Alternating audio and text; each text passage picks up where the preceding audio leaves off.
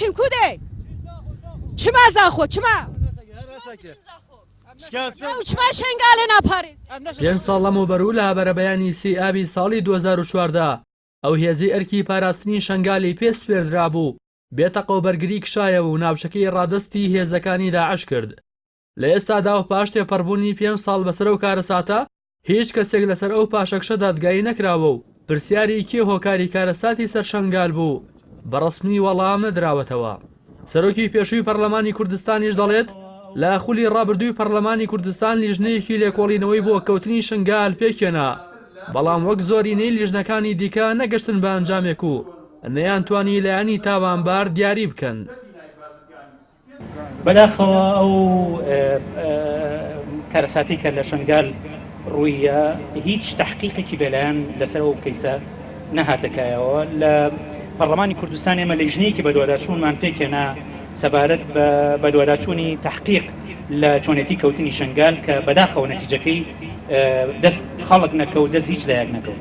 ئێمە کە باس لەوەکەین کە دادگای باڵای تاوانەکان لێکۆڕینەوە لەم کەیسە بکە، ئەوە بەدڵنیاییەوە سەرجەم ئەو پرسانەی کە پەیوەندیدارە بەم کەیسە لە دادگای باڵای تاوانەکان ئەو کاتە توانرێت تحقیقی لێبکات. پاشەکشەی و هێزانی کە بڕیار وابوو شنگال بپارێزن بۆ هۆی ئەوەی 6417 کەس بکەونە دەستی داعش کە 3548یان ژن و 2869یان پیا و منداڵ بوون. زۆرترین قوربانیش لە گوندی کۆجۆ بوو کە 1293 کەسیان لێ کۆمەڵکوش کران. تا ئێستاش 2225 ژن و کچی دانیشتوی شنگال ئازاد کراون و بە پێی ئامارەکانی سەرۆکی هەرێمی کوردستانیش 1850 هاوڵاتی دانیشتوی شنگال ماون کە ڕزگار بکرێن.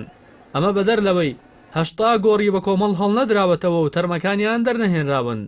چالاکوانانیش لە پاڵ داواکاری بە جینۆساید ناساندنی کۆمەڵکوژی شنگال لەسەر ئاستی ناوخۆ جیهانی بۆ دووبارە نەبوونەوەی کارەساتەکە داوای سزادانی ئەنجامدەران و کەمتەرخەمانی ئەو کارەساتە دەکەن. بە جینۆساید ناساندنی کۆمەڵکوژی شنگال لەسەر ئاستی ناوخۆ جیهانی.